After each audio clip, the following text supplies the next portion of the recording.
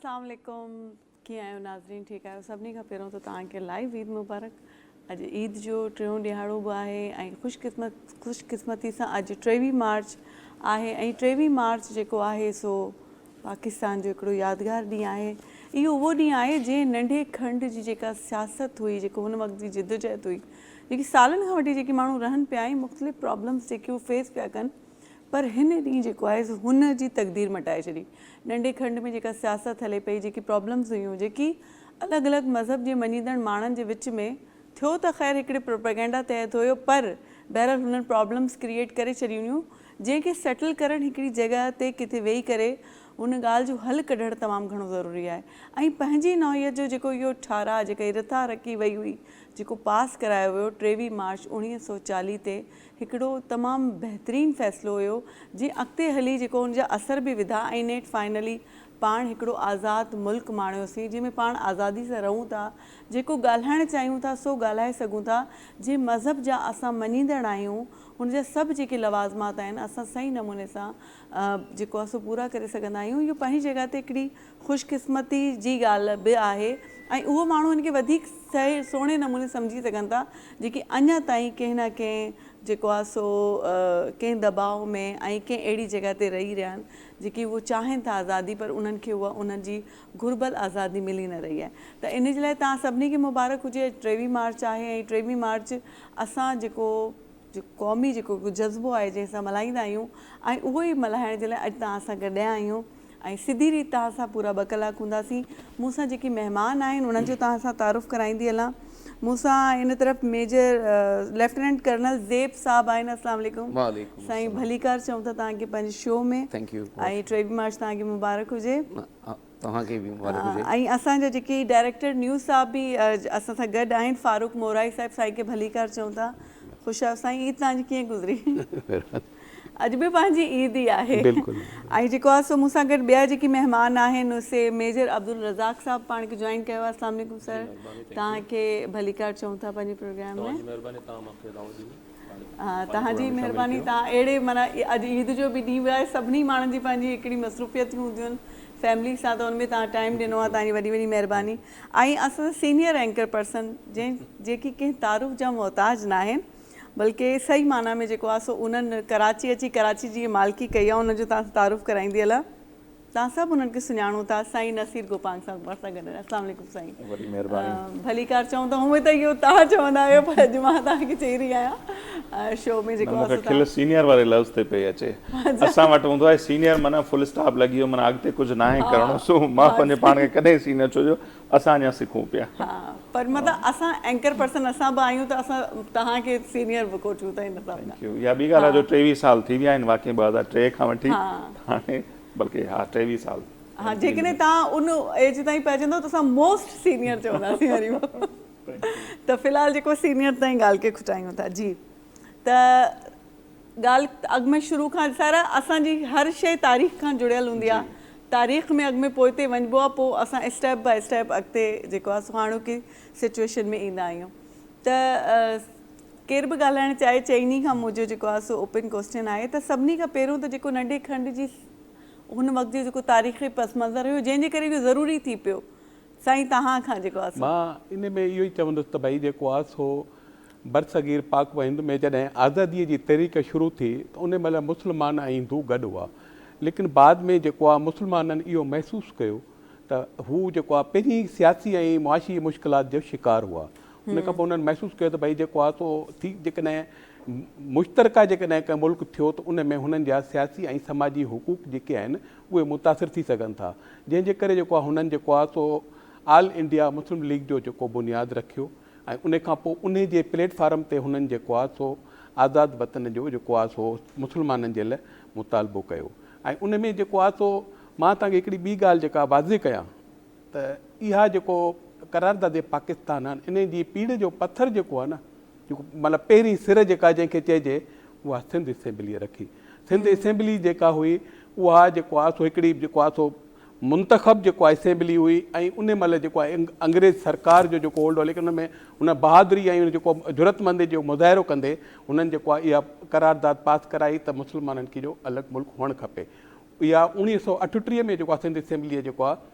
पास कई, उन खां पोइ इहो कमु आहिस्ते आहिस्ते वधियो ऐं उनजी तौसीक़ कई ऑल इंडिया मुस्लिम लीग, जंहिंमें जेको आहे सो क़ाइदे आज़म मोहम्मद अली जनाह जेको आहे सो उन जेको आहे सो उन आज़ादु जेको आहे मुल्क जो मुतालबो कयो ऐं मुस्लमाननि जी जिथे अक्सरियत हुई उनजो पोइ इहो आहिस्ते आहिस्ते जेको आहे सो लाहौर में मिंटू पार्क, जंहिंखे पहिरीं जंहिंजो नालो हो उनखे बाद में इक़बाल पार्क जो नालो ॾिनो वियो, उते करारदादे पाकिस्तान जेको आहे पास थी जेको आहे ऑल इंडिया मुस्लिम लीग जे तहत। लेकिन मां इहा ॻाल्हि फ़ख़्री अंदाज़ में चवां थो त इन जो जेको फेरो वञे थो जेको आहे न उहो सिंध असेंबली जो इन ॻाल्हि करारदादे पाकिस्तान जी का शुरूआति करण में सिंध असेंबलीअ जो वॾो हथु आहे ऐं इन में जेको आहे सो बिल्कुलु जेको आहे इन में को शक कोन्हे इन ॻाल्हि जी सिंध असेंबलीअ में अॼु बि जेको आहे सो के तारीख़ खणी ॾिसूं जॾहिं बि हूंदो त सिंध असेंबलीअ जी तारीफ़ कई वेंदी आहे त पाकिस्तान खे ठाहिण में पहिरियों किरदारु जेको आहे उनजो जेको आहे उहो सिंध असेंबलीअ जो। अॻु भराई असां कई। साईं नसीर साहिबु जी, तव्हां बि थोरो तारीख़ जा ज़ाहिर स्टूडेंट आहियो त थोरो इन ते ई ॻाल्हाइजो त जेको आहे सो उन वक़्तु जेकी सियासी हालतूं हुयूं नंढे खंड जूं जेकियूं हुयूं त इहो ज़रूरी छो थी पियो हुयो सॼो कुझु जेको आहे, हूअं बि त पाण सदियनि खां रहूं पिया। यस, इहो ई ॻाल्हि त जेकॾहिं असां सदियनि खां रहूं पिया त इन ते जेकॾहिं असां ॾिसूं था न हिस्ट्री जा जेकॾहिं पाण मुख़्तलिफ़ किताब पढ़ूं था, डॉक्टर मुबारक अली खे तव्हां पढ़ो जेके हिस्टोरियन आहिनि, उनखां सवाइ जेकॾहिं असां चौधरी ज़ाहिद साहिबु आहिनि, उन 13 किताब लिखिया आहिनि पाकिस्तान जी हिस्ट्री जे उनवान सां, उहे 13 जा 13 जुल्द मूं वटि पिया आहिनि। जेकॾहिं पाण उहे पढ़ूं था या जेके ॿिया इंडिपेंडेंट मुख़्तलिफ़ राइटर आहिनि त उन्हनि जो इहो चवणु आहे त ब्रिटिश राज जो ज़ाहिर शुरू खां वठी फार्मूलो इहो त विढ़ायो ऐं हुकूमत कयो जेका पॉलिसी अॼु बि हले पई। अॼु बि छा पियो थिए हिन खिते में जेकॾहिं पाण ॾिसूं था हाणे शरारत थिए पई इहा त भई ईरान ते जेके मुख़्तलिफ़ मुस्लिम कंट्रीज़ आहिनि इहे बि शायदि अटैक कनि ऐं पोइ मुस्लमान पंहिंजे पाण में विढ़ी पवनि। इन में पाकिस्तान जी सफ़ारतकारी कमाल जी आहे जो अञा ताईं जेके अरब मुल्क आहिनि उन्हनि ते ईरान अटैक बि करे पियो पर उहे रिप्लाई न पिया कनि। इहा साज़िश उहा ई पुराणी आहे त पंहिंजा पाण में विढ़ी पवंदा त ग्रेटर इसराइल वारो जेको फार्मूला आहे उन्हनि खे उन ते कमु करण में आसानी थींदी। सो जेके आज़ादु हिस्टोरियन आहिनि उन्हनि जो त इहो चवणु आहे त भई इहो हो ई कोन मसइलो जेको असांखे ॿुधायो वञे थो। जेकॾहिं ईअं आहे त 22 करोड़ जे लॻभॻि माण्हू त हींअर बि हिंदुस्तान में रहनि था त ईअं त हो कोन, पर ज़ाहिर आहे हिकिड़े अंग्रेज़नि खे वञण खां पोइ बि हिन खिते में इस्तेहकाम रखिणो कोन हो, पोइ असांखे डिवाइड एंड रूल वारी पॉलिसी जेका आहे सभु ॾेई विया। पर अॼु बि पाण जेकॾहिं ॾिसूं था त छा पाकिस्तान में हिंदू कोन था रहनि, छा पाकिस्तान में ईसाई कोन था रहनि, छा पाकिस्तान में सिख कोन था रहनि। ईअं ई जेकॾहिं पाण हिंदुस्तान जो मिसाल वठूं त ईअं ई आहे, उते बि मुख़्तलिफ़ मज़हबनि जा माण्हू रहनि था ऐं इस्लाम जेको ज़ाहिर असांजो दीन आहे उन त दर्स इहो ॾिनो आहे त भई बहितरीनु मुस्लमान त आहे ई उहो जेकॾहिं अव्हांजो पाड़ेसरी अव्हां खां ख़ुशि हुजे। ऐं अलहमदिल्ला असां वटि जेके हालतूं आहिनि क़दरनि पाड़ेसरी मुल्क जी भेट में असां वटि हिकिड़ी आज़ादी आहे ऐं असांखे इहो बि फ़ख़्रु आहे त जंहिं सूबे सां पंहिंजो तालुक़ु आहे सॼो मुल्क असांजो आहे। जीअं मोराई साहिबु ॿुधायो त उन शुरूआति कई पाकिस्तान जे क़याम जे हवाले सां सिंध असेंबली ऐं उनखां पोइ जेकॾहिं पाण हींअर बि ॾिसूं त असांजो जेको थरपारकर वारी जेका पट्टी आहे उते असांजा हिंदू भाइर जेके आहिनि उहे अक्सरियत में आहिनि, मुस्लमान अक़लियत में आहिनि। थरपारकर डिस्ट्रिक्ट जी पॉपुलेशन खणी ॾिसो, कॾहिं मां उते कोन ॾिठो हूंदो त जबरी मज़हब जी तब्दीली थी हुजे, का न्याणी उतां अगवा थी हुजे, ॾाढा पीसफुल माण्हू आहिनि ऐं बॉर्डर वारो एरिया आहे, परियां उहो हिंदुस्तान आहे, पर तंहिंजे बावजूदि असांखे त कॾहिं बि कोन्हे। इवन जंहिं ज़िले सां मुंहिंजो तालुक़ु आहे सांगड़ ऐं ज़िलो आहे असांजो खिपरो शहर आहे, त असां हाई स्कूलनि जा पढ़ियल आहियूं त मां फ़ख़्रिया ॿुधाईंदो असां पीले स्कूल जा पढ़ियल आहियूं। माण्हू अवॉइड कनि, असांजी क्लास में तव्हांखे मज़े जी ॻाल्हि ॿुधायां 1996-97 जी ॻाल्हि आहे जॾहिं मां 6 में हुअसि त 57 असां जेके हूंदासीं ॿारड़ा उन हिकिड़ी क्लासरूम में हूंदासीं, असां 18 मुस्लमान हूंदासीं, ॿिया सभु असांजा हिंदू भाइर हूंदा। कॾहिं बि असांखे इहो कोन, साईं भूरोलाल असांखे घर में ट्यूशन पढ़ाइण ईंदो, असांजो जेको फैमिली फिज़िशियन चऊं उहो असांजो डॉक्टर मोहन उहो हिंदू। सो अॼु ॾींहं ताईं असांजा फैमिली हिक ॿिए ॾांहुं अचूं वञूं, सो इहे रिलेशन रहिया आहिनि ऐं इहा हिकिड़ी रवादारी वारी रिवायत आहे ऐं दुनिया में आहे बि ईअं। असां जेकॾहिं पंहिंजो पाक किताब पढ़ूं था त उनमें बार बार ए इंसानो मुखातिब थिए, इंसाननि सां हिंदू या मुस्लमान जो त ज़िक्र बि कोन्हे। सो इहो हिस्टोरियन जो इहो चवणु आहे। बहरहाल पाकिस्तान जे क़याम जे लाइ हिकिड़ी वॾी जुदोजहद आहे ऐं 23 मार्च जंहिंखे अॼु असीं सेलिब्रेट कयूं था, करारदाद जेका आहे उनजी हिकिड़ी इंपॉर्टेंस पंहिंजी जॻह ते आहे। उन सां हिकिड़ो अलॻि वतन जेको आहे असांखे मिलियो, जेको जंहिं ते असांखे फ़ख़्रु आहे, जंहिंमें अॼु असीं रहूं था। बाक़ी जेका इहा थ्योरी आहे त इन में घणा तज़ाद ज़रूरु बिल्कुलु आहिनि पंहिंजी जॻह ते, पर कॾहिं कॾहिं चवंदा आहिनि जीअं मिसाल तौरु असां ईअं ई सम्झूं था उन्हनि विढ़ायो ऐं असांखे अलॻि कयो, पर कॾहिं कॾहिं के उन्हनि जी प्लैनिंग हूंदी आहे पर कॾहिं कॾहिं उहो सही बि थी पवंदी आहे। माना हाणोका जेकी हालात आहिनि पड़ोसी मुल्क जी पाण ॻाल्हि था कयूं त पोइ पाण चऊं था इहो सुठो थियो, इहो फ़ैसिलो माना कंहिं हद ताईं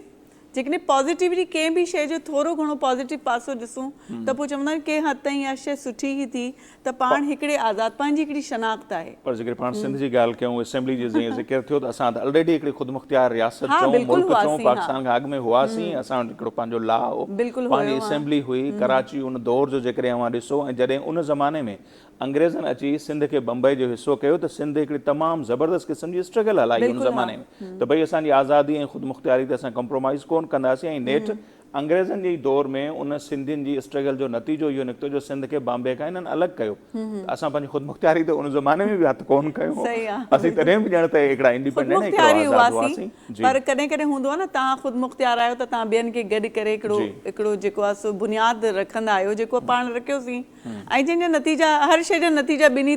तरीक़े जा निकिरंदा आहिनि ऐं उहो पाण खे भोगणा हूंदा आहिनि। बहरहाल साईं पाण सां गॾु आहिनि। साईं तव्हां फ़ौज में रहिया, अच्छा घणे क़दुरु जेको आहे सो इहो तासुर आहे थोरो अॻु में हिन पासे ते वञूं था पाण सिंधियुनि जे लाइ चयो वेंदो आहे त एॾा वञणु कोन चाहींदा आहिनि, इहो थोरो मिसकंसेप्शन जेको आहे हिनखे थोरो क्लियर कयो छाकाणि तव्हां चओ था तव्हां सां गॾु खोड़ ॿिया नौजवान जंहिं रेजिमेंट में तव्हां हुया तॾहिं हुया। जी थैंक यू वेरी मच।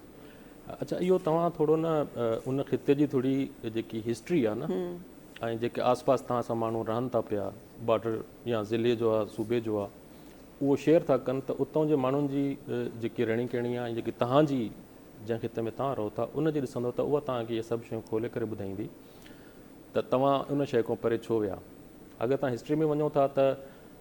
अंग्रेज़ जॾहिं हिते आयो त उन मार्शल रेस जेके 2-3 क़ौमूं पिक कयूं तंहिंमें असां कोन हुयासीं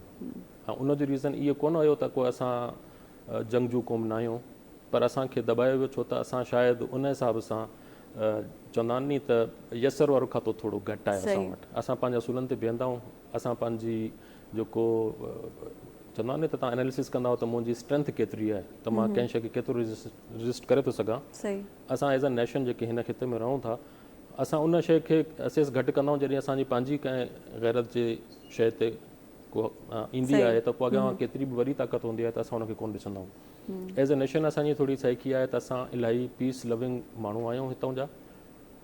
पीस खे अमन खे आख़िरी हद ताईं मौक़ो ॾींदा आहियूं पर अॻिलो जॾहिं उनखे कमज़ोरी सम्झंदो आहे त पोइ असां उनजे साम्हूं बीह रहंदा आहियूं। मुंहिंजी यूनिट मां 98 में पास आउट थी करे लाहौर वियसि, पोइ उते तॾहिं बेनज़ीर साहिब जो हुकूमत हुई, ज़मानो हुयो उन्हनि ॾींहंनि में त इहे सिंधी इन ई हिसाब सां ईंदा कोन हुया पर उन सिंधी ऐं बलूची स्पेशली इहे 2 ख़िता अहिड़ा आहिनि पंजाब ऐं जेको KP आहे ख़ैबर पख्तूनख्वा उते हिस्टोरिकली बि यानी अंग्रेज़ी ज़माने में बि हितां ई माण्हू खयां विया, हितां ई माण्हू से डिफरेंट आर्म फोर्सिस में जो हिसो रहिया लेकिन असां वारो ख़ितो चूंकि रेजिस्टेंस ॾियण जे चकर में हुयो ऐं अंग्रेज़नि खां उन हिसाब सां हुननि लास्ट वक़्त ताईं जंग बि ॾी लेकिन हुन सां कॾहिं बि गॾिजी करे कोऑपरेट करण में मतिलबु कंफर्टेबल कोन हुया त उहो बेनज़ीर साहिबु मतिलबु उन शइ खे टोड़ण लाइ फ़ौज में इन्हनि ॿिन्ही ख़ितनि मां खोड़ सतरा माण्हुनि खे अपॉर्चुनिटी ॾिनियूं जेके आया ऐं उन्हनि ज़माने में मां बि पास आउट थी करे पंहिंजी यूनिट पुॻो हुयुसि ऐं छोकिरा बलूची बि हुया सिंधी बि हुया। हाणे जेकी आर्मी जी यूनिट्स हूंदियूं आहिनि उनमें बेसिकली न तव्हांजी परसेंटेज हूंदी आहे रेसिस जी त उते पोइ तव्हां बेसिकली सभिनी खे न कठे मौक़ो ॾींदव का पंजाब हेवी हूंदी आहे का सिंध हेवी हूंदी आहे का कुझु यानी कि 60-40-40-50 ईअं माना डिफरेंट तव्हांजा जेके नेशनलिटीज़ आहिनि तव्हां उनखे कठे करे रखंदा त जीअं हिकिड़ी कोहिजन रहे हिकिड़ी कंहिं हुनजो न हुजे। जीअं सिंध जी का यूनिट आहे सिंध रेजिमेंट जी त उन में बि 60% अगरि पंजाबी हूंदा त 40% सिंधी हूंदा या 30% सिंधी हूंदा त 10% कश्मीरी खणी ईंदा, ईअं उनखे कोई स्ट्रक्चर ठाहींदा आहिनि। त मुंहिंजी यूनिट लाहौर हुई त उन में असां जी जेकी स्ट्रक्चर हुई उन में 60% असांजा पंजाबी ॿाहिरि हुया, अच्छा हुन खां पोइ 30% सिंधी हुया, 10% बलूची हुया, 8% बलूची हुया, 2% असांजा गिलगित बल्तिस्तान वारा हुया। पर जॾहिं सिंधी उते अचनि पिया ऐं उन माहौल में एडजस्ट न पिया थियनि त वापसि घर वञण जी कोशिशि पिया कनि त हे असांजे वस जी ॻाल्हि न आहे। जीअं ऑफ दी जॾहिं असां एयर हुयासीं त सर सां डिस्कशन थी रही मुंहिंजी कैम साहिब सां त अच्छा उन में बि उहो आहे त बेसिकली उन इन्वायरमेंट्स जो बेसिकली आहे त असांखे एक्सपोजर केतिरो आहे। हाणे उनखे मां थोरो अॻिते ईअं जोड़ींदुसि त जॾहिं इहे छोकिरा माना मूंखे मां CO घुरायो मूंखे चई यार ॻाल्हि ॿुध हे तुंहिंजा छोकिरा भॼनि था हाणे हिन मां हिकु बि भॻो ऐं तोखे कोन छॾींदुसि तोखे जेको करिणो आहे तूं कर। मां सर कोई मसइलो न आहे। पोइ मां उन सभिनि खे विहारियो जे सही तव्हांजी थींदी आहे न पंचायत टाइप उहे सभिनि खे विहारियो। पोइ मां उनखे सम्झायो त पुटु ॾिसो तव्हां जॾहिं हाणे हितां तव्हांखे सम्झ न आहे अॻिते नौकिरी करणी आहे असां सिर्फ़ु नौकिरी लाइ न आहियूं आया असां जिहाद करण लाइ आया आहियूं नौकिरियूं त ॿियूं बि जाम आहिनि ऐं एतिरनि पैसनि खां तव्हां वधीक कमाए सघंदव सही बिल्कुलु ॿिया बि छोकिरा हुया तव्हां माना चूज़ हेज प्रोफेशन कयो तव्हां ॿी साइड ते न वियो तॾहिं जरा इहा ॻाल्हि तव्हां जॾहिं सोचे आया आहियो जिहाद करणु आया आहियो त हे सख़्तियूं नंढियूं आहिनि सही मोकल जा इशू आहिनि ड्यूटी जा इशू आहिनि इहे सभु शयूं तव्हां सेटल हैंडल करे था सघो ऐं ॿियो थोरो छो त फ़ौज में जीअं असां आहियूं त थोरो शयूं असां नरमी सां हिक ॿिए खे सम्झाईंदा आहियूं आर्म फोर्सिस में का शइ नरमी वारी न आहे यानी की लेवल रेज़ हूंदो आहे त तव्हां हुनखे छो टफ माण्हू तव्हां तॾहिं पैदा कंदो जॾहिं तव्हां हुनखे उन टफ इन्वायरमेंट में रखी करे उन शइ खे एक्सपीरियंस कराईंदो इहो तव्हां कंदो त तव्हांजे लाइ काई शइ पॉसिबिलिटी न थी सघंदी पोइ मां हुनखे सम्झायो त पुटु तव्हां भॼी वेंदव वरी वापसि ईंदव तव्हांजी रेडिंग एंट्री तव्हांजे कागज़ में हली वेंदी तव्हांजा प्रमोशन फारिग अथव पोइ तव्हां घरों सिपाही आया आहियो तव्हां सिपाही घर वापसि वञिजो सही बिल्कुलु पोइ खोड़ सां छोकिरनि खे उन शइ खे बाहि बि कयो उनखे ॾिठो बि सही पोइ असां जेकी कारगिल जी जंग थी थिए उन में असां यूनिट हली वई कारगिल में पोइ छोकिरा असांजा थोरा फिज़िकली कद वाइज़ पंजाब जे ऐं केपी जे उन खां थोरा सा घटि हूंदा आहिनि बलूचिस्तान वारा बि थोरा सा कद नंढा हुया पोइ हुते असां जेकी कारगिल जी जंग विड़ीसीं ऐं उहा असां जंग में असां सिंधी बलूचनि जेको परफॉर्म कयोसीं पोइ मूंखे उतां जा माण्हू चवनि पिया यार तव्हांजा छोकिरा माण्हू आहिनि जिन आहिनि छा आहिनि सही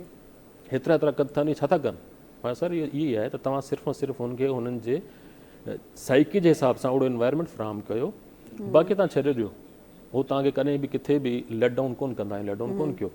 त हाणे बि उहा शइ आहे त तव्हां जेके ॾिसी थो रेजिस्टेंस हो बेसिकली ऐं हिकिड़ी शइ हिकु ॾींहं में कोन थी पैदा अंग्रेज़ ज़माने खां हली हली हली हली अॻिते हली करे बि असांजे कुझु अनफॉर्चुनेट आहे त सोसाइटी में बि से जेको पॉलिटिशियन आहे उनजो किरदारु हूंदो आहे त उनखे उन हिसाब सां शयूं करे पर शायदि उहो बि बेनिफिशरी हुयो हुन बि का अहिड़ी शइ तवजह कोन ॾिनी वॾेरशाही बि कंहिं ज़माने में हूंदी हाणे त काई शइ कोन्हे का असां कोन था ॾिसूं त किथे कोई एॾो वॾो को प्रॉब्लम आहे ऐं इन ई जो रीज़न आहे त हाणे ॾिसो ॿार असांजा न सिर्फ़ु हिते हिन पंहिंजे मुल्क जी जेकी डिफरेंट छा चवंदा आहिनि वॉक ऑफ लाइफ आहिनि उन में पंहिंजी कंट्रीब्यूशन कनि था ॿार असांजा ॿाहिरि वञी पुॻा आहिनि बिल्कुलु माना उहो बि उहो कोन्हे त शायदि असां घर कोन था छॾे सघूं अहिड़ी का काई ॻाल्हि कोन्हे का सिर्फ़ु उहो त ओड़ी इन्वायरमेंट सपोर्टिव कोन हुई जंहिंमें असां ऐं मोटिवेशन ॾियण जी ज़रूरत आहे उन्हनि खे बिल्कुलु ऐं इहा ॻाल्हि बि तव्हां सही चई त उन दौर में भर्ती पंजाब मां ई सरहद मां कया वेंदा हुया त इहो बि अंग्रेज़नि जो हिकिड़ो जेको नसीर साहब हींअर चवनि पिया इहा सॼी हिकिड़ी प्लानिंग हुई उन प्लानिंग ते थिए पियो हा हलो ठीकु आहे सर आपके पास आते आते थोड़ा टाइम लग गया लेकिन ब्रेक भी साथ साथ आ गई है तो हम ब्रेक ले लेते हैं उसके बाद कंटिन्यू करते हैं नाज़रीन नंढी साई वठूं था साई खां पोइ तव्हां बि हिते आहियो असां बि हिते आहियूं मोटी था अचूं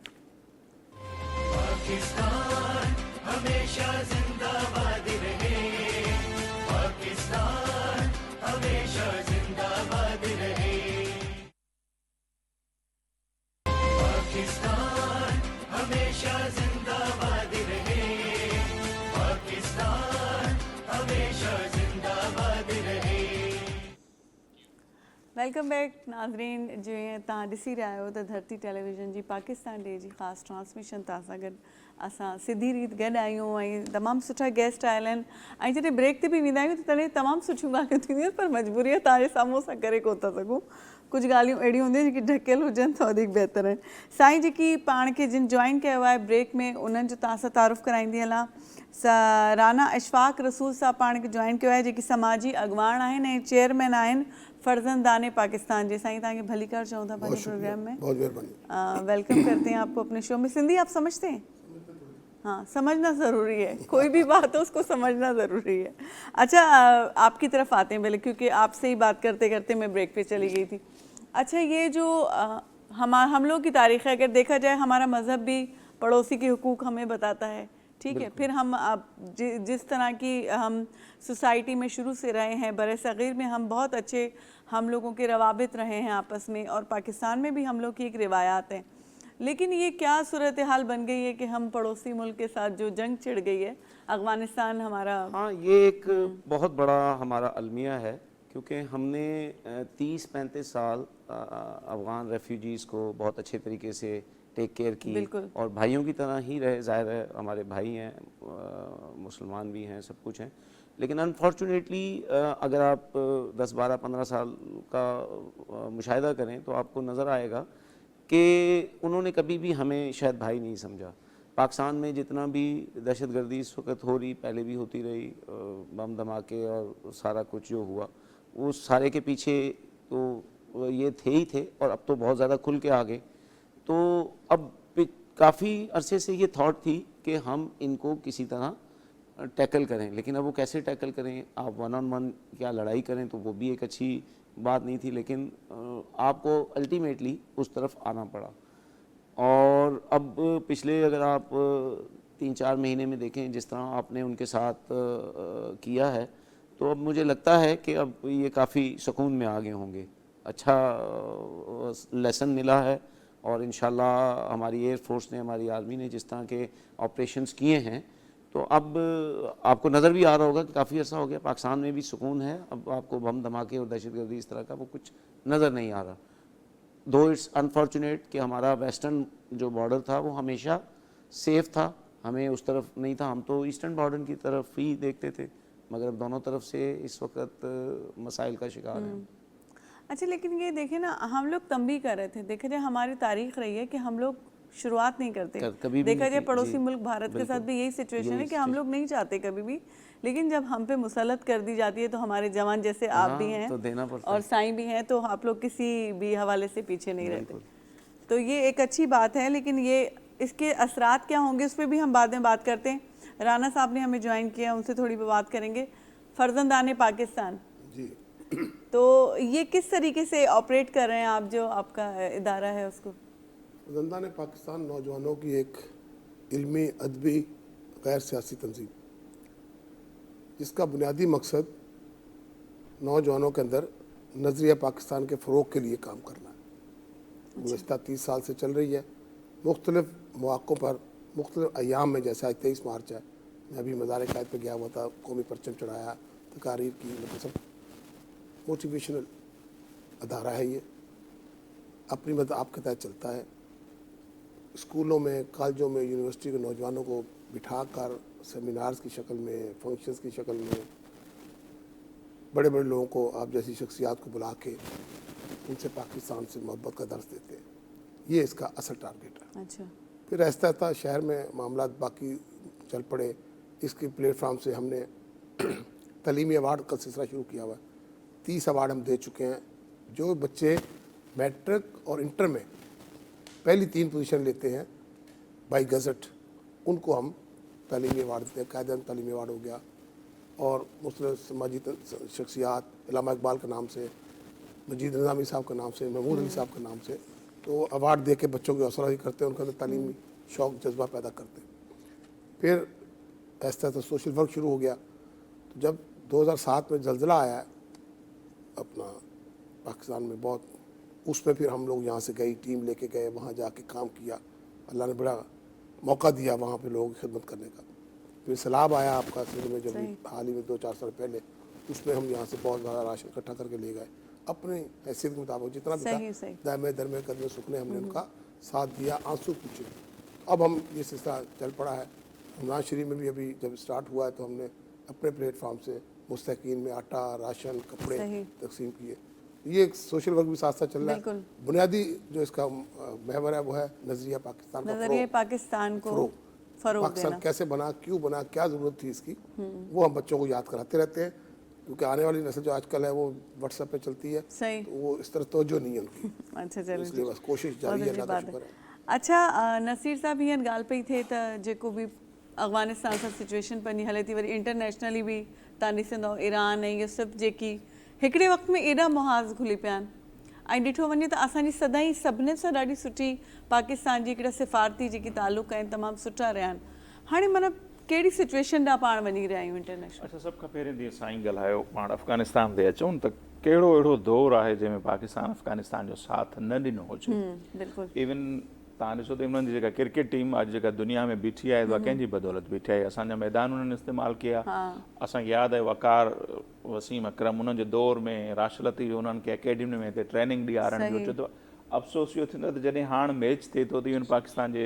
परचम जी तौहीन करण ताईं ही माण्हू लही था अचनि। 30-35 लख त रुॻा जेके रिफ्यूजीज़ आहिनि 80s ज़माने खां वठी, जॾहिं रशिया वार खां वठी असां उन्हनि खे हिते पालियूं बैठा, उहे सॼे मुल्क में ई रहिया पिया आहिनि। त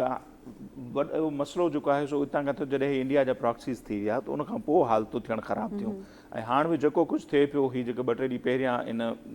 असां त उनखे जंग त सम्झूं ई कोन था सही। पोइ अफ़गानिस्तान सां असांजी जंग कहिड़ी उन्हनि जेका आर्मी आहे हींअर बि जेका अफ़गानिस्तान में 2000 अगस्त 2021 खां वठी जेके ही वेठा आहिनि अची तालिबान इहे क़ाबिज़ आहिनि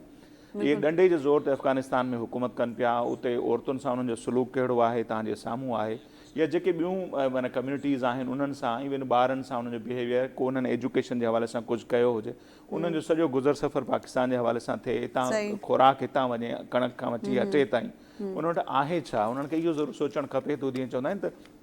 तव्हां ॿियो सभु कुझु मटाए सघो था पाड़ेसरी नथा मटाए सघो त पाकिस्तान सां अॼु तव्हां सां गॾु ठीकु आहे इहो इंडिया कुझु अर्से ताईं बीठो हूंदो ज़ाहिर आहे उन्हनि खे पाकिस्तान में शरारत करणी आहे सिधी रीति उन्हनि जी ज़रूरत आहे कोन हुई हिते करे सघनि त हू अफ़गानियुनि जे थ्रू जेको कुझु असां वटि कनि पिया हलो ठीकु आहे इन ॻाल्हि खे पाण कंटिन्यू कयूं था पाण सां लाइन ते इलाही देरि खां पाण कोशिशि कयूं पिया त पर उन्हनि सां जेको आहे सो राब्तो न पियो थी सघे मेजर रिटायर फ़क़ीर मोहम्मद साहब पाण सां गॾु आहिनि उन्हनि खां थोरो ॻाल्हायूं था अॼु जो के ॾींहं जे हवाले सां अस्सलाम वालेकुम वालेकुम साईं कीअं आहियो ठीकु आहियो अल्लाह अल्लाह जैसान अस्सलाम वालेकुम टू एवरीबॉडी जो आपके प्रोग्राम में है जी जी वालेकुम सभु तव्हांखे वालेकुम सलाम चई रहिया आहिनि अच्छा इहो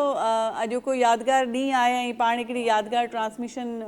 करणु चाहियूं था ऐं हुन में शामिलु थी करे तव्हां हुनखे वधीक यादगार बणाए छॾियो आहे मुबारकूं हुजनि तव्हांखे थैंक यू वेरी मच साईं कीअं रहियो फ़ौज जो जेको तव्हांजो सफ़र आहे जीअं जेको तव्हां टाइम गुज़ारियो आहे छाकाणि असांखां वधीक जेको आहे सो इहे जेकी अहिड़ा जेकी ॾींहं ईंदा आहिनि उन्हनि में जेकी ख़ासि कारकर्दियूं ऐं जेके मुख़्तलिफ़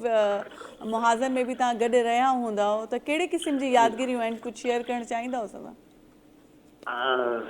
बिल्कुलु तमामु बहितरीनु टाइम रहियो तक़रीबन मां 23-24 साल पाकिस्तान आर्मी जी ख़िदमत कई आहे ऐं बहितरीनु जेको आहे सो नमूने सां पंहिंजी जेका ड्यूटी कईसीं ऐं तमामु बहितरीनु माहौल आहे असांजी फ़ौज हिकिड़ी बहितरीनु फ़ौज आहे माशाल्लाह ऐं हिकिड़ी बहितरीनु नमूने सां कोऑर्डिनेटेड ऐं हिकिड़े बहितरीनु माहौल में असां हिक ॿिए सां रहिया आहियूं सही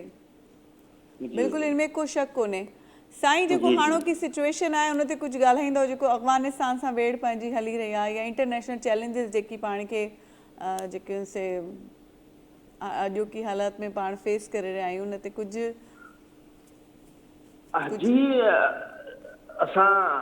गुज़िरियल कई सालनि खां ज़ाहिर दहशतगर्दीअ जो शिकार थी रहिया आहियूं ऐं जेका अनफॉर्चुनेटली जेका असांजो हाणे पाड़ेसरी मुल्क आहे अफ़गानिस्तान उन सां असांजो हीउ मसइलो थी पियो आहे ऐं हिन में असां त 1979 खां वठी हिननि जी मदद बि कईसीं रूस जे ख़िलाफ़ु हर शइ बहरहाल अनफॉर्चुनेटली जीअं उहे मसइला ख़तमु थिया हाणे हिननि जी हुकूमत क़ाइमु थी त उन खां बाद में पोइ असां वटि जेका दहशतगर्दी थिए थी पई उन में कंहिं न कंहिं नमूने सां अफ़गानिस्तान जी सरज़मीन इस्तेमालु थींदी रही ऐं उन्हनि जे करे असां उन्हनि खे अप्रोच बि कंदा रहियासीं त इहा जेका ख़ासि तौर ते इंडिया जी इन्वॉल्वमेंट आहे तव्हां हिनखे थोरो घणो घटि कयो हिनखे ॾिसो बहरहाल हुननि हिनखे कोन कयो जेको आहे सो एड्रेस ऐं हू अञा जेको आहे कुरून ऐं आला जेको पुराणो ज़मानो आहे उन में रहनि था पिया ऐं हिकिड़े आम जेको मौलवी जी ज़हनत आहे उन ते हलणु चाहिनि था बिल्कुलु ऐं जी जी साईं जी बाक़ी जेको हाणे हीउ जेको असांजो मसइलो हले थो पियो इहो अनफॉर्चुनेटली सुठो त न आहे हुननि खे अहसासु करणु घुरिजे आहे अॼु हाणे बि वक़्तु आहे जेकॾहिं हू का असांखे जेकॾहिं का मोट ॾियनि ऐं का गारंटी त ॾियनि त असांखे बहितरु इहो आहे त इहा जंग बंदि थियणु घुरिजे बिल्कुलु पर पोइ डिपेंड करे थो हुननि जे एटीट्यूड ते छा था कनि हू बिल्कुलु बिल्कुलु सही चई रहियो साईं असां सां नसीर गोपांग साहब मौजूदु आहिनि मां हिन मौक़े जो फ़ाइदो खणंदमि ऐं जॾहिं नसीर साहब तव्हां बि कुझु ॻाल्हाइणु चाहींदव फ़क़ीर मोहम्मद साहब खां थैंक यू सो मच पहिरें त फ़क़ीर मोहम्मद साहब जो जेकॾहिं प्रूफ पाण सही लिखूं रिटायर्ड लफ़्ज़ ग़लति पियो हले असांजी ॿोली जी असांजी ज़िमेवारी थिए थी सुपर में कुझु ग़लती आहे उहा पंहिंजी टीम खे चवंदासीं उनखे बहितर कनि अच्छा फ़क़ीर मोहम्मद साहब वॾी महिरबानी अॼोके ॾींहं जे हवाले सां पाण स्पेशली जेको फोकस आहे उहो 23 मार्च जे हवाले सां आहे न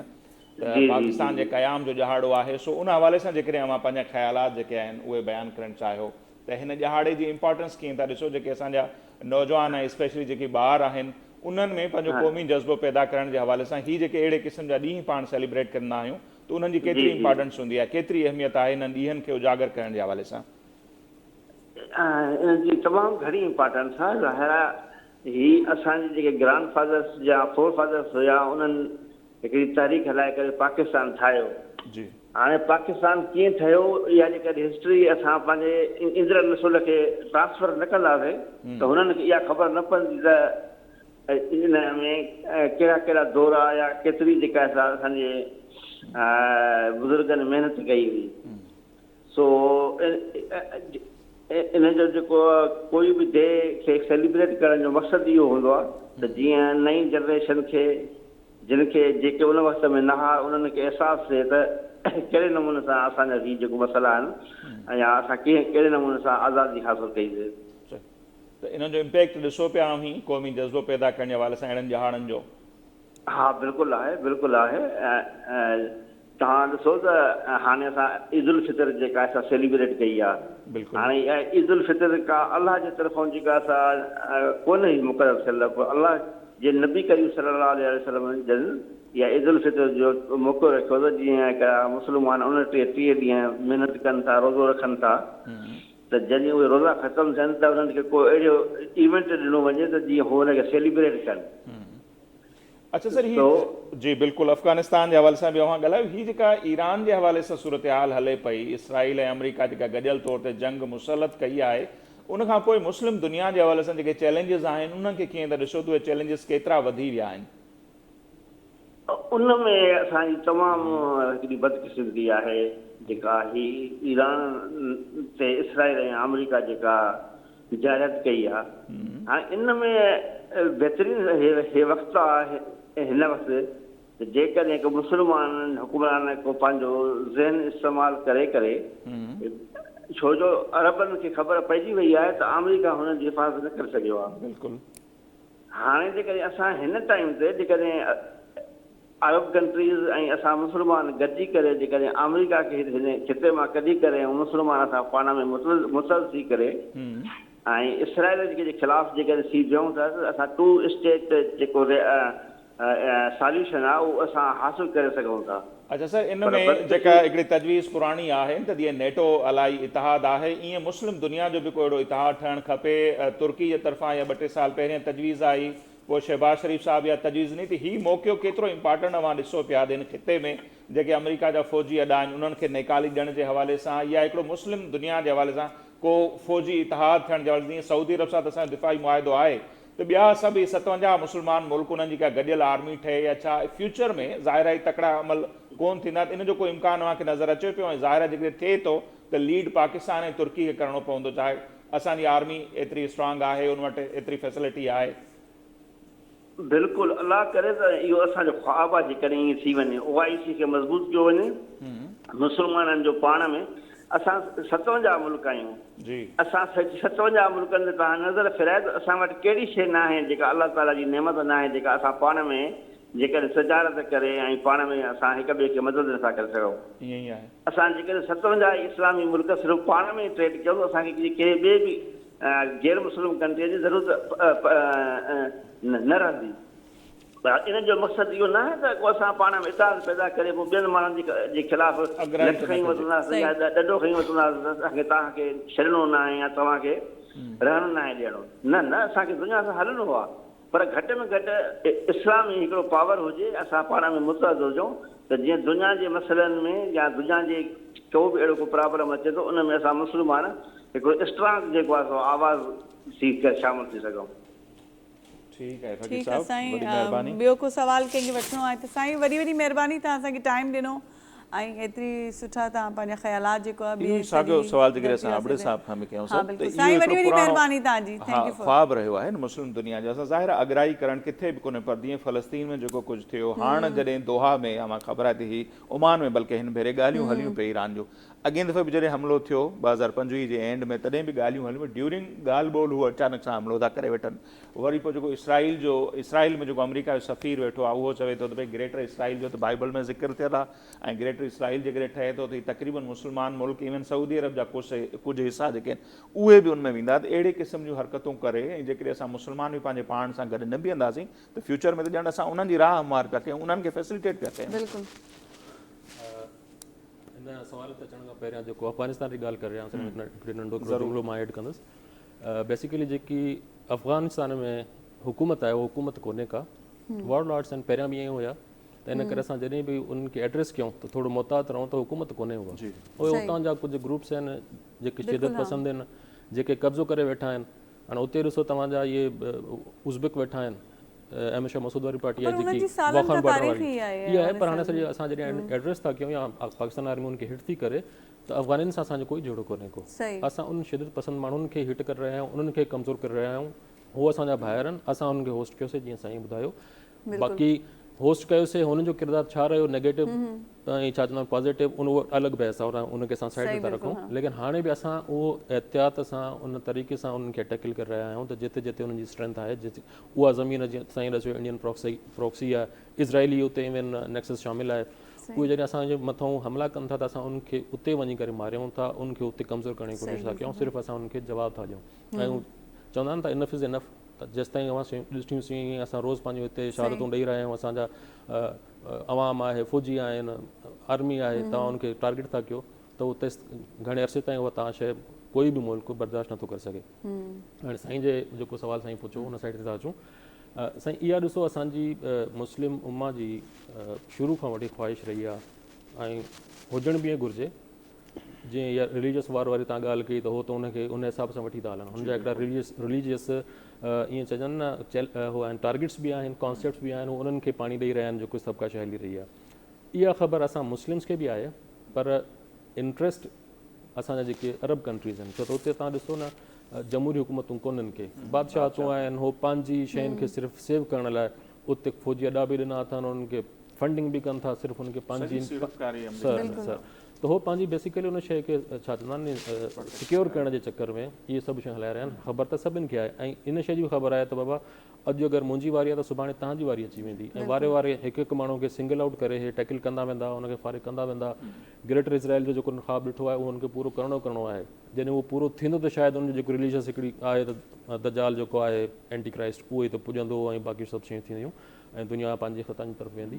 त शयूं त उहे थी रहियूं आहिनि। असां जॾहिं जे तव्हां ॾिसो कोशिशि जॾहिं बि कयूं था, हाणे हिन जंग में बि ॾिसो त तव्हां एविडेंसिस आहिनि त जेकी पंहिंजी सऊदी जी हुई पंहिंजी ऑयल फील्ड, हुते जेको हमिलो थियो आहे उहो ईरान कोन कयो आहे, उनखे उन करे ई कोन थो, हो त बेसिस करे कोशिशि इहा करे रहियो आहे त हाणे इहो मौक़ो ॾाढो बहितरीनु मौक़ो आहे, हिन खे पाण में विढ़ायूं। हे जॾहिं पाण में विड़ी वठंदा काफ़ी सतरा कमज़ोर थी वेंदा, हुन खां पोइ असांजे लाइ ईज़ी आहे त असां हिते पंहिंजी जेके शयूं बि करणु था चाहियूं उन में जेके ख़िता कब्ज़ा करणा आहिनि, तव्हांजा सॼा मिडल ईस्ट वारा ॾिसो, सऊदी वारा ॾिसो, हर जॻह ते उनजी क्लेम आहे त असांजी सभु शयूं असांखे हिन में शामिलु करिणो आहे। बीइंग अ मुस्लिम असां इहा कोशिशि कईसीं जीअं तव्हां ॾसियो, पर उहो थियण ई न करे कोन था त जॾहिं बि तव्हां कंहिं प्रैक्टिकल साइड ते वधंदव त अहिड़े क़िस्म जो कोई न कोई फॉल्स फ्लैग, कोई ड्रामो थींदो, का बाक़ी शइ थींदी, उन में वरी तव्हांजा सभु जेके कंसंट्रेशन्स आहिनि, हर कंहिं माण्हू खे पोइ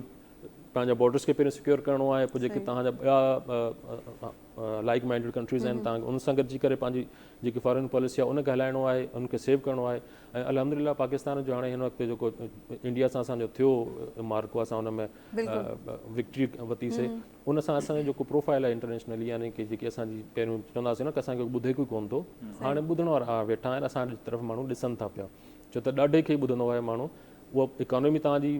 डिस्टर्ब्ड आहे, लेकिन तव्हां वटि अगरि मिलिट्री माइट आहे त उहो हिकिड़ो टूल आहे त उन जे थ्रू तव्हां बाक़ी काफ़ी सतरियूं शयूं माण्हुनि खे ॿुधाए सघो था ऐं तव्हांखे माण्हू ॿुधंदा, सीरियसली ॿुधंदा। हाणे बि कोशिशि उहा हली रही आहे त असां खे ज़रूरत आहे इन इतिहाद जी, ऐं उहो इतिहाद जेतिरो जल्दी ठही सघे उहो बहितरु आहे। ऐं उन में असां हाणे ॾिठो आहे त पाकिस्तान जी जेकी सफ़ारतकारी आहे उन में एतिरा खोड़ सत्र एतिरा हमला आहिनि जेके शायदि सऊदी शायदि तव्हांजो क़तर करे चुका हुजनि हा, पर अञा ताईं रुकिया इन करे रेस्टोरेंट इन करे आहे जो असां ॻुझी तरीक़े सां कंहिं न कंहिं तरीक़े सां माण्हुनि खे एंगेज करे वेठा आहियूं ऐं वी होप कि अलाह ताला अहिड़ा ॾींहं आणे त असांजो इताद ठहे, असांजो सर्वाइवल उन ई में आहे, ॿियो कोई बि असां वटि मतिलबु उपाउ कोन्हे बिल्कुलु सही चई रहिया आहियो। मोराई साहब काफ़ी देरि खां ख़ामोश वेठा आहिनि। साईं इहो ई जेको ॻाल्हि नसीर साहब कई हींअर त इहो जेको इस्लामी इतिहाद इस्लामी मुल्कनि जो उस्ताद जुड़ी सघे थो की ॾिठो वञे त इनखे हिकिड़ो दीवाने जो ख़्वाब ई चई सघिजे थो, पर बहरहाल असां सुठी माना चवंदा आहिनि न गुमान सुठो कजे थी सघे त उहो थी बि वञे त वाकई में इस्लामिक पावर ॾिठो वञे छा न आहे पाण वटि। मां तव्हांखे हिकिड़ी ॻाल्हि ॿुधायां त तारीख़ पाण खे दोहराए थी, माना जेको आहे तव्हां इहो ॾिसो त मां इहो चवां थो त पाकिस्तान जो जेको ठहणु आहे इहो बि मौजूदो आहे। तव्हां किताब पढ़ंदो न तव्हांखे उन मां अहसासु थींदो त इहो कीअं ठहियो, ऐं उन खां वधीक जेको मौजूदो आहे जेको उहो आहे शहीद ज़ुल्फ़िकार अली भुट्टो जॾहिं एटम जेको आहे शुरूआति कई, इहो बि हिकिड़ो मौजूदो आहे। सभिनी जूं अखियूं बंदि थी वयूं, हालांकि उन महिल बि अमेरिका हो सभु हो, लेकिन पाकिस्तान जो जेको न एटम बम ठहे जंहिंजे करे हींअर बि असांखे केर बि जेको आहे न मेरी अखि सां नथो ॾिसी सघे जेको इहा हक़ीक़त आहे। ऐं तव्हां चओ था न जेको मुस्लिम मुल्कनि जो इतिहाद आहे, इहा शुरूआति शहीद ज़ुल्फ़िकार अली भुट्टो कई जॾहिं इस्लामी सरबराह कॉन्फ्रेंस जेको आहे थी। ऐं हाणे बि हींअर मां तव्हांखे इहो मुंहिंजो हिकिड़ो जेको आहे पेशन गोई आहे, या सम्झो मां हिकिड़ो जूनियर माण्हू आहियां, लेकिन मां इहो सम्झां थो जेके इस्लामी मुल्क आहिनि उन्हनि खे अहसासु थियो आहे तीअं वॾी ताक़तूं असांखे कमु कोन ईंदियूं। जेके हींअर जेका हालत आहे हुननि सां जेको आहे हुननि इहो सम्झो पे अॾा ॾेई ऐं हू जेको आहे कंदा जेको आहे त उहो हिफ़ाज़त कंदो हुननि जी अमेरिका या ॿियो केरु न। हाणे हुननि खे अहसासु हाणे जेको आहे वरी उहो वक़्तु अची वियो आहे जेको शहीद ज़ुल्फ़िकार अली भुट्टो जंहिं को चाहियो पिए इनशाला जेको आहे पाकिस्तान जेको आहे मुस्लिम मुल्कनि जी जेका लीडरशिप कंदो ऐं उन्हनि खे ख़बर आहे त हिकिड़ो वाहिद एटमी मुल्क पाकिस्तान आहे। ऐं हींअर बि तव्हां ॾिसो पाकिस्तान जी फ़ौज दुनिया जी वाहिद फ़ौज आहे जेका हींअर जेको आहे सभिनी खां वधीक जंहिंजे बारे में हर जेको आहे जेको थींदी आहे ट्रेनिंग में हर महाज़ ते जेको आहे हू फर्स्ट पोजीशन हासिलु कनि था, चाहे उहो बर्फ़ ते लेटायो, चाहे बर्फ़ानी इलाइक़ो हुजे, चाहे कहिड़ी बि मौसम हुजे। हींअर जेको आहे असां हींअर ईद हिते वेठा आहियूं, ईद ते या सरहदुनि ते वेठा आहिनि, पंहिंजी जेको आहे जान ॾियनि पिया, इन में को शक कोन्हे। लेकिन हींअर पाकिस्तान जे ॾाढो जेको आहे हींअर जेको चैलेंज आहे उहो इहो आहे त हींअर जेको आहे पाकिस्तान हींअर जेको आहे सो तयारी करे रहिनि भई मुस्लिम मुल्कनि जी, ऐं कंदो इंशाअल्लाह। हलो सुठी ॻाल्हि आहे, वाकई में सुठी उम्मीदूं आहिनि असांखे, बिल्कुलु असांजी फ़ौज कंहिं बि हवाले सां घटि कोन्हे। सर आपकी तरफ आते हैं कि ये जो परेड बहुत सालों से रुकी हुई थी, अब सुना है कि होने वाली है, तो इसके कोई इंटरनेशनली इम्पैक्ट पड़ेंगे? क्योंकि हम अपनी सेफ्टी जो भी हम लोगों के वो रीजंस थे उसकी वजह से नहीं कर रहे थे। बिल्कुल नहीं, अब आप पिछले साल तो हुई थी, तो अभी इस साल तो चूँकि ये क्राइसिस है इसकी वजह से नहीं हुई, अदरवाइज़ तो ये तो बहुत ज़रूरी है। देखें वो इस कुरान में भी आयत है ना कि अपनी पूरी ताकत उसके साथ तैयार रखें ताकि हैबत तारी हो जाए दुश्मनों के दिलों पे। तो जब आप 23 मार्च की परेड में आप अपनी पूरी इन्वेंट्री दिखाते हैं, सब कुछ दिखाते हैं, तो ज़ाहिर उनको पता लगता है कि आपके पास है क्या। अच्छा, हमारा जो भी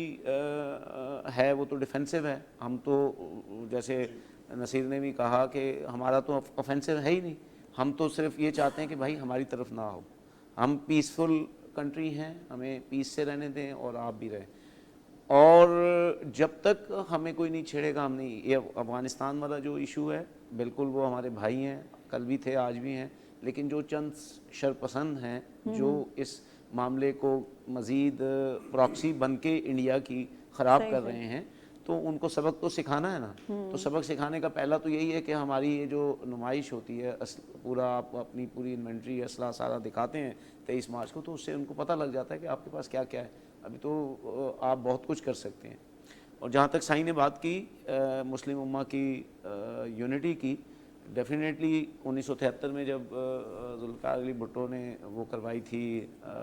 हमारी, हाँ यहीं पे हुई थी, तो वो तो जब से ख्वाब है और इंशाल्लाह ये दीवाने का ख्वाब नहीं है, एक दिन इकट्ठा तो होना है। सबको पता है कि जब तक हम इकट्ठे नहीं होंगे बारी बारी हमारी बारी आती जाएगी, और इजराइल ने जो जाल बुना हुआ है हम सबको फंसाने के लिए, तो वो एक दिन तो ऐसा होगा। और अभी भी इस वक्त आप देखें डिवाइड एंड रूल पे चल रहे हैं वो, मुस्लिम उम्मा को अरब और ईरान को और हम सबको एक दूसरे के साथ लड़ाने की कोशिश की जा रही है, और उसमें मेरे ख्याल में सबसे अच्छा रोल पाकिस्तान प्ले कर रहा है, जो अभी तक सफारतकारी और उससे चल रहा है, और उनको समझा रहे हैं कि भाई आपस में ना लड़े, स्मार्टली डील करें। जैसे कायदा मोहम्मद अली जिन्ना ने स्मार्टली हमें ये मुल्क बना के दिया कि अपने नौयत जी पंहिंजी हिकिड़ी जेका शइ थी हुई जो कुछ भी रथो छाण न थी ऐं पाण हिकिड़ो अलॻि मुल्क वठी जेको आहे सो पंहिंजी आज़ादी माणी थी। त ईअं ई स्मार्टली जेकी डील हूंदा आहिनि इंटरनेशनल लेवल ते अहिड़ी माना हिकमत अमली खपंदी आहे। साईं हाणे नए देरे में जेका परेड थी आहे आसिफ अली सदर आसिफ अली ज़रदारी साहिबु जंहिंजी अॻुवाणी कई आहे, त उन हवाले सां कुझु जेको सो ॻाल्हि ॿोल करी। इतना शानदार आहे उहे त जेके नवां कैडेट्स हूंदा आहिनि उन्हनि खे ज़ाहिर आहे हिकिड़ो पंहिंजे जज़्बा जेके इन शो करण जो बि हिकिड़ो मौक़ो मिलंदो आहे। ऐं साईं वारा वधीक इन अरसे में रहिया हूंदा त उनजी केतिरी इंपॉर्टेंट आहे। ऐं जीअं 23 मार्च ते पाण ॾिसंदा हुआसीं त दुनिया खे हिकिड़ो ॾेखारिणो हूंदो आहे त असां दिफ़ा जे हवाले सां केतिरा स्ट्रांग आहियूं। ज़ाहिर आहे कुझु शयूं तव्हांखे ॾेखारिणियूं हूंदियूं आहिनि, कुझु पर्दा बि हूंदियूं आहिनि। हाणे ईरान जे हवाले सां कंहिंजो इहो ख़्वाबु ख़्याल बि न हो त उन्हनि जा एॾा लॉन्ग रेंज मिसाइल आहिनि जेको हाणे बर्तानिया वारनि खे उन्हनि कयो आहे त तक़रीबन 4,500 किलोमीटरनि ताईं ॿुधाइनि पिया। इहो त उन्हनि खे हो 2500 किलोमीटर ताईं ही वञी सघंदा, एतिरो नथा वञी सघनि। ऐं हाणे जेका सेनेट जी कमेटी में ॿुधणी थी आहे लास्ट जंहिंमें लॉन्ग रेंज मिसाइल जो ज़िक्र थियो आहे त पाकिस्तान जे हवाले सां भी उन्होंने के गणती है तो रशिया और चीन के वैसे दुनिया को पता है कि अभी 4 मुल्कों के नाम लिए, रशिया और चाइना के पास ऑलरेडी है, लेकिन पाकिस्तान और ईरान का भी उन्होंने जिक्र किया कि डायरेक्ट अमेरिका तक हिट करने के लिए कुछ कर रहे हैं। तो अभी से उनको है परेशानी, तो है जाहिर से भाई जब आप बना रहे हो और इसराइल के पास कब से है एटमी कुव्वत सबको पता है, लेकिन उसके हवाले से कुछ भी नहीं है। लेकिन जैसे इस्लामी सरबराही कॉन्फ्रेंस का हम जिक्र करते हैं तो हम देखते हैं कि फिर जो क़यादत कर रहे थे उनके साथ क्या हुआ। तो कुछ लोगों का ये भी कहना है कि वो माजी भी तलख है, जो हम याद रखें भुट्टो साहब के साथ क्या हुआ, शाह फैसल के साथ क्या हुआ, कर्नल कज़ाफ़ी साहब के साथ क्या हुआ। तो मुख्तलिफ जो हैं कमाल अतातुर्क ऐं ॿिया जेके बि उन ज़माने में हुआ उन्हनि सां जेको कुझु थियो आहे, बहरहाल उहा ई त दीवाने जो ख़्वाबु बिल्कुलु कोन्हे। ऐं इन ॻाल्हि खे तव्हां ॾिसो इन फ्यूचर जीअं मोराई साहब बि चयो त हाणे अरब मुल्कनि खे बि लॻो आहे त भई तव्हां आलूदे 10,000 खां वधीक अमरीकी फ़ौजी क़तर में रहिया पिया आहिनि, पर हुनजो दिफ़ा नथो करे सघे। ही जेके बि UAE खां वठी जेके अरब मुल्क पंहिंजी सिक्योरिटी जो सॼो डिपेंडेंट उन्हनि ते अमरीका ते हो, पर नथो करे सघे। त इन फ्यूचर पाकिस्तान के लिए कुछ मानो क्राइसिस जो होते हैं कभी कभी मौके भी पैदा करते हैं। तो ये आने वाला दौर नो डाउट कि नहीं होना चाहिए। हम कतई इसके जैसे कोरोना वबा आई उसके बाद कितने नए मौके पैदा भी हो रहे। तो इसी तरह से इस जंग के बाद जो कहा जा रहा है अभी तक इंटरनेशनल मीडिया हम भी वॉच करें कि पाकिस्तान के लिए एक गोल्डन पीरियड भी हो सकता है। ये कि इन सारे मुल्कों को ये कम से कम एहसास हो जाएगा अगर कोई हमारा दिफा कर सकता है मुस्लिम जज्बे के हवाले, क्योंकि मुक़द्दस जगहें भी हैं सऊदी अरब दूसरी जगह, तो जो पाकिस्तान का फौजी जान देगा अपने मुक़द्दस इबादतगाह के लिए वो कोई और नहीं देख सकेगा। तो इन ममालिक को एहसास हो रहा है। इन फ्यूचर पाकिस्तान के लिए हम देख रहे हैं कि गोल्डन पीरियड है और पाकिस्तान की वैल्यू जैसे भारत मई वाली जंग के बाद बढ़ी है, तो इस जंग के बाद और ज़्यादा उम्मीद है कि बढ़ जाएगी और इन ममालिक की सिक्योरिटी पाकिस्तान के पास आनी है और ये इत्तेहाद ज़रूर बढ़ना है। चलिए इसमें मैं एक वाजे कर दूं कि पाकिस्तान में अमेरिका के साबिक सफ़ीर थे ना, उन्होंने एक बयान दिया था कि जलील अब्बास जो है ना जिलानी साहब, उन्होंने कहा था कि भाई जो है ना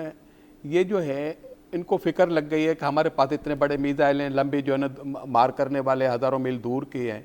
भाई यही चीज़ें जो है ना जब भारत कर रहा है, भारत के पास मौजूद ऐलान कर रहा है, उसके ऊपर आंख नहीं है तो सिर्फ पाकिस्तान के पर क्यों है भाई? जेको वो एतिरनि सालनि खां कश्मीर में जीअं करे रहियो आहे, हिन ते ॾिठो वञे त गरियल क़ौमनि जा इदारा कुछ चवनि ही नथा, उन्हनि जी वठ तो अभी कोई उसकी जो वेनेजुएला वाला जो सीन हुआ है उसके बाद तो दुनिया देखिए एक मुल्क के प्रेसिडेंट को उठा के कोई चला जाए अगवा करके उसकी बीवी को, और कोई कुछ ना कि अमेरिका की अदालतों के हवाले से हमने बड़ा सुना था, तो बस लेकिन अदालत ने क्या किया वो उसको जनवरी में लेके आए, बोला कि अगली हेयरिंग मार्च में होगी। तब तक एक मुल्क का सरबराह 3 महीने आपकी जेल में पड़ा रहे। ये वहाँ की अदालतें हैं, ये UN, ये सलामती कौंसिल के इदारे सब दिखावे के रहे। फलस्तीन में जो कुछ होता रहा, गाजा में जो कुछ होता रहा, क्या किरदार है UN का? कुछ भी नहीं, कुछ भी किरदार नहीं है वाकई में। अच्छा साईं, तव्हां जेको आहे सो ॿुधायो,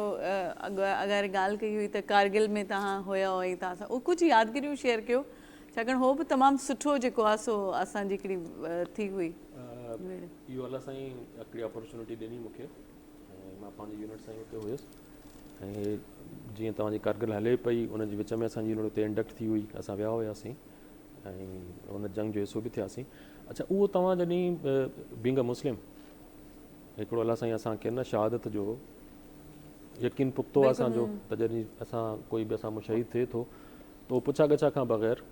सिधो जन्नत में आहे, ॿियो ज़िंदा आहे, उनखे रिस्क बि अलाह ताला ॾिए थो, उनखे बाक़ी सभु शयूं थियनि थियूं, पर असां जेके दुनिया वारा उनखे हिन जी सम्झ कोन्हे। अलाह साईं क़ुर मजीद में ईअं फरमायो आहे त जॾहिं इहा फीलिंग इहो कॉन्सेप्ट तव्हांजे दिलि में आहे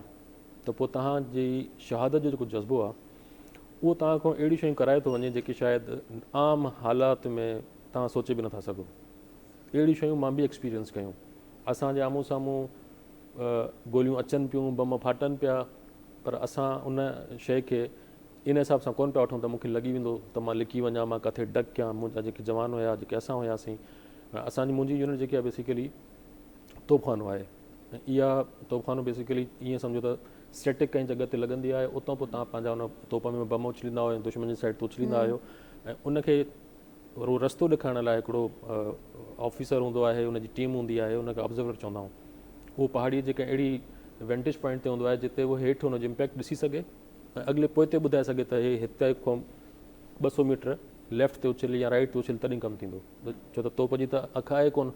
उहो त पोयां बीठी आहे, उहो त उछले थी पई। त मां ऑब्ज़र्वर हुयुसि हिकिड़ी पोस्ट ते, ऐं उते असां इहे शयूं कयूंसीं। ऐं अलाह जो शुक्र आहे, मां हिनखे शायदि तव्हांखे फस्ट टाइम ॿुधाए रहियो आहियां तव्हांजे प्रोग्राम में, मां काफ़ी प्रोग्राम ईअं अटेंड कया आहिनि। त असां हिकिड़ो फायर कयोसीं, उते एनिमी जी पोस्ट हुई, पोइ उते असां उहो इम्पैक्ट ॾिठोसीं, पर छा कैजुअलिटीज़ थियूं उनजी असांखे ख़बर कोन्हे। पोइ उते शिकारी डेट जे नाले सां न हिकिड़ा शिकारी डिटैचमेंट्स हूंदा आहिनि, वायरलेस टीमूं हूंदियूं आहिनि जेके असांजे बि जेके मैसेजिस आहिनि असां किथे ॻाल्हाईंदा आहियूं उहे इंटरसेप्ट कंदा आहिनि एनिमी वारा, असां बि उन्हनि जा कंदा आहियूं। अच्छा, उन पोस्ट जी पोइ शाम जो असांखे माना मुंहिंजे पंहिंजे यूनिट में असांखे शाबाश बि ॾिना आहिनि, उन ॿुधायो त तव्हां जेको फायर कयो आहे उन में मुंहिंजी काफ़ी सारी कैजुअलिटी थी आहे। उते हेलीकॉप्टर्स आया आहिनि, कुझु डेड बॉडीज़ आहिनि, उहे था खणी वञनि। त उहो असां पोइ उन में प्राइड फील पिया कयूं त असां पंहिंजे मुल्क जे हिफ़ाज़त लाइ, छो त असांजो ॾिसो कॾहिं बि स्टांस ऑफेंसिव न रहियो आहे, असां सिर्फ़ु ऐं सिर्फ़ु पंहिंजे बचाव जे ख़ातिर ऑफेंसिव थी वेंदा आहियूं, ऐं असां उन माण्हूअ खे ऐं उन मुल्क खे ऐं उन दुश्मन खे उन जी ज़बान में जंहिंखे चवंदा आहिनि ईट का जवाबु पथर वारो खातो, त असां उन हिसाब सां स्ट्रॉन्ग थी वञी करे उनजे मथां इहे शयूं कंदा आहियूं। त उते जज़्बो इहो हुयो त माना तव्हांखे शहादत जी लगन हुई, ऐं तॾहिं तव्हां उहे सभु शयूं करे रहिया आहियो। मां तव्हांखे ॿुधाए नथो सघां, जॾहिं उहे शयूं तव्हांखे ॿुधाईंदो त शायदि मुंहिंजा वार खड़ा था थियनि, त मुंहिंजे अंदरि उहा शइ अचे थी पई। ऐं मां उन्हनि रस्तनि ते चढ़ी वियुसि पंहिंजी टीमुनि सां,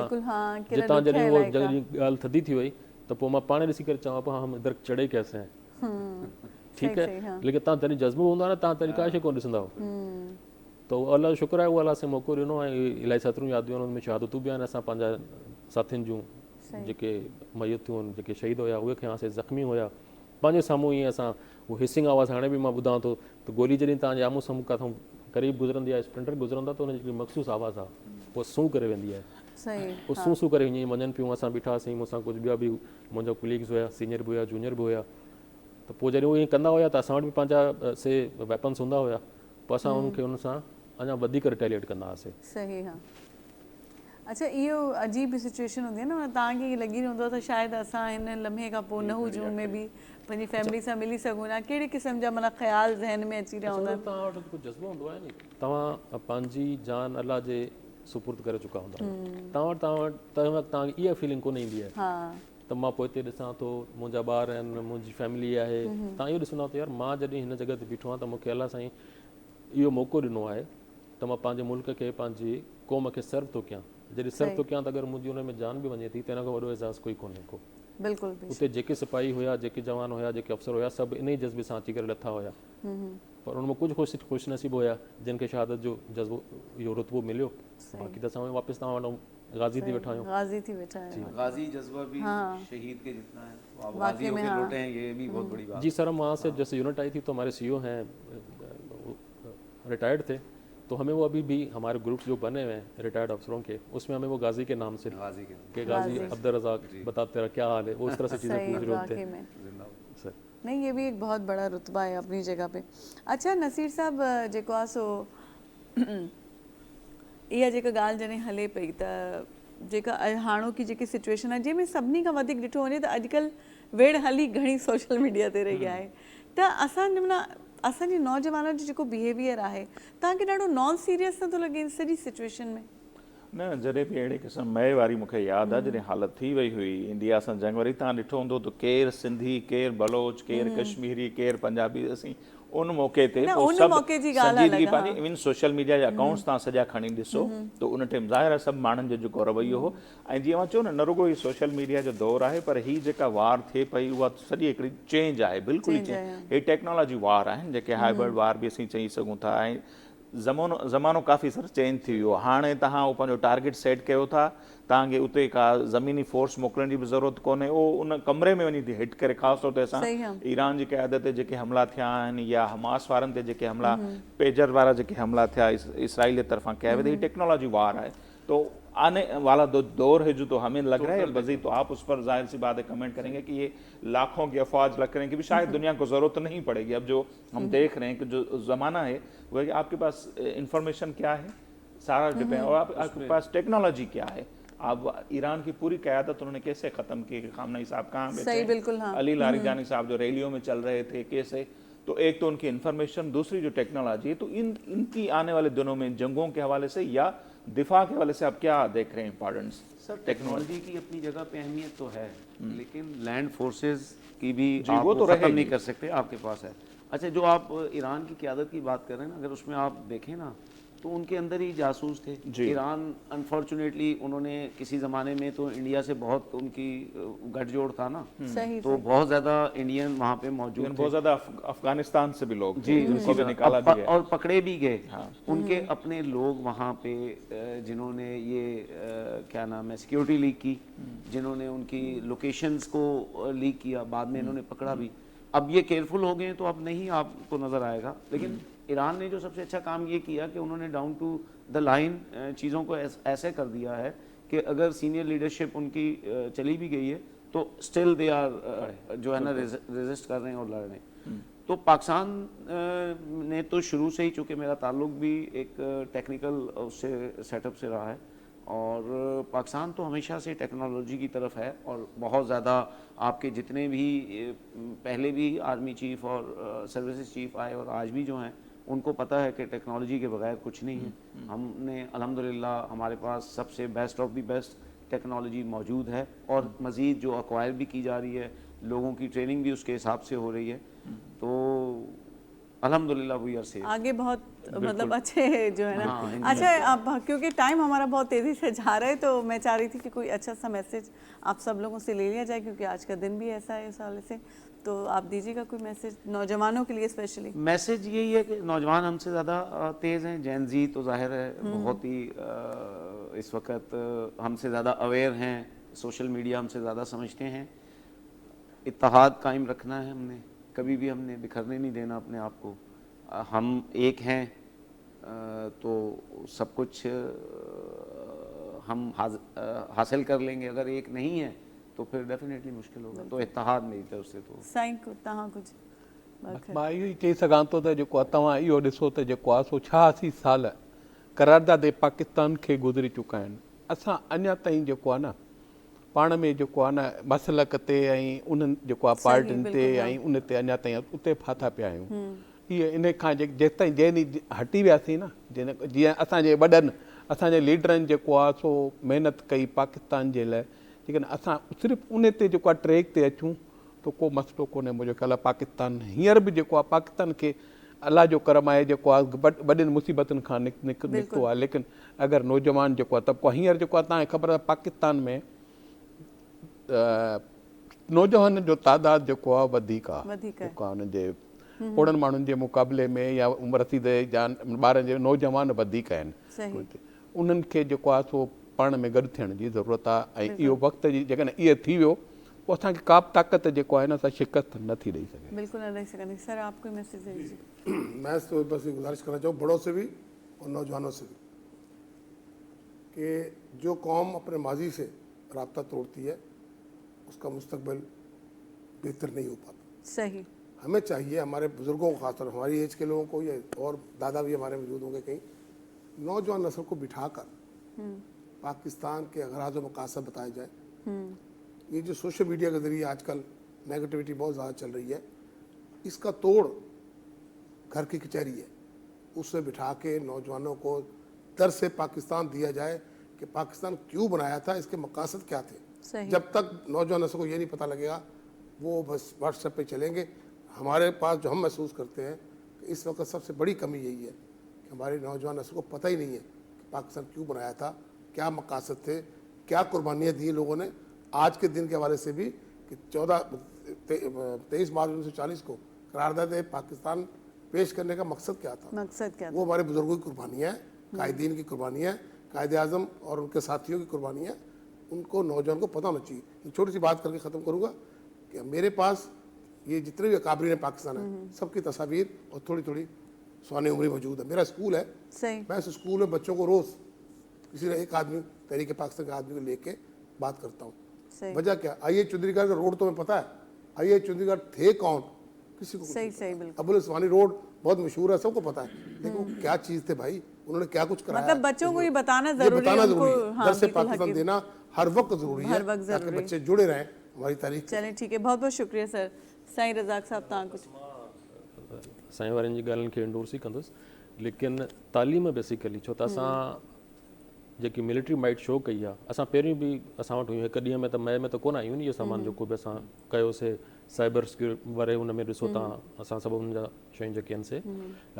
हैक करे छॾियूंसीं, किथे बि न हली सघिया। त तव्हांजी इकोनॉमी वीक आहे ऐं असांजो जेको नौजवान आहे जेसि ताईं टारगेटेड पढ़ाई न कंदो, ऐं अॻिले वारो ज़मानो जेको आहे उहो IT जो ज़मानो आहे। बिल्कुलु असांजा ॿार हिन साइड ते अचनि, इहो मुंहिंजो पैगाम हूंदो। ऐं उनमें इहा कैपेबिलिटी आहे त उहा जॾहिं हिन साइड थींदा त उहो न सिर्फ़ु पंहिंजो पाण खे मज़बूत करे सघंदा, पंहिंजे मुल्क खे बि मज़बूत कंदा सही। इंशाअल्लाह। सर तव्हां अच्छा, हीअ जेको कुझु थिए पियो न, असां इज़राइल जे तनाज़ुर में घणो ॻाल्हायूं पिया, त घणियूं साज़िशूं हींअर बि थियनि पियूं। पाकिस्तान जे अंदरि जेको वॾे में वॾो आहे उहो आहे फ़िरके जे बुनियाद ते जेकॾहिं असां में कई न, हाणे बि जेका फील्ड मार्शल साहिब सां मुलाक़ात थी, उनखां पोइ जेके स्टेटमेंट आयूं उहे ॾाढी ॾुखाईंदड़ हुयूं। सही। त हिकिड़नि खे चयो अथनि ईरान हलिया वञो, ॿिया त चवनि तव्हांखे अमरीका इसराइल पसंदि हो। इहा शइ ॾाढी ख़तरनाक आहे। बिल्कुलु। इन फ्यूचर जेकॾहिं असांखे को नुक़सानु पहुतो इतां ई पहुची सघे थो। असां हीउ दौरु उहो कोन्हे, असांजे अंदरूनी इख़्तिलाफ़ खणी हज़ार हुजनि, सियासी बुनियादनि ते, मसलक जे जेके न हुजनि, पर हीउ उहे वक़्तु कोन्हनि। असांखे सभु विसारे पंहिंजे मुल्क ख़ातिर असांखे हिकु थियणो। बिल्कुलु गॾु थियणु घुरिजे। बिल्कुलु तमामु घणी महिरबानी सर तव्हांजी वॾी वॾी महिरबानी सर, आपका बहुत बहुत शुक्रिया। साईं तव्हांजी महिरबानी, आपका बहुत बहुत शुक्रिया। जी नाज़रीन, अॼु जेको आहे सो जेको यादगार ॾींहुं आहे पाकिस्तान डे जो, साईं ज़रूरु ॻाल्हि कई था। उन जेको मक़सदु हुयो, जेको मक़सदु पाण माणियो आहे कंहिं हद ताईं, अञा बि उनजी मंज़िलूं अॻिते आहिनि। जीअं साईं नसीर ॻाल्हि पिया कनि, हक़ीक़त इहा आहे त इहो पाकिस्तान असांजो घरु आहे ऐं घर में उणायूं हूंदियूं आहिनि, भलायूं बि हूंदियूं आहिनि, हिक ॿिए में इख़्तिलाफ़ बि हूंदा आहिनि, खोड़ शयूं हिकिड़े वक़्त में हली रही हूंदियूं आहिनि। चवंदा आहिनि कि ॾाहे चयो आहे, इंसान जी पंहिंजी शख़्सियत जे अंदरि एॾा तज़ाद हूंदा आहिनि, जेकिन उछल ॾेई साम्हूं अची वञे त तव्हां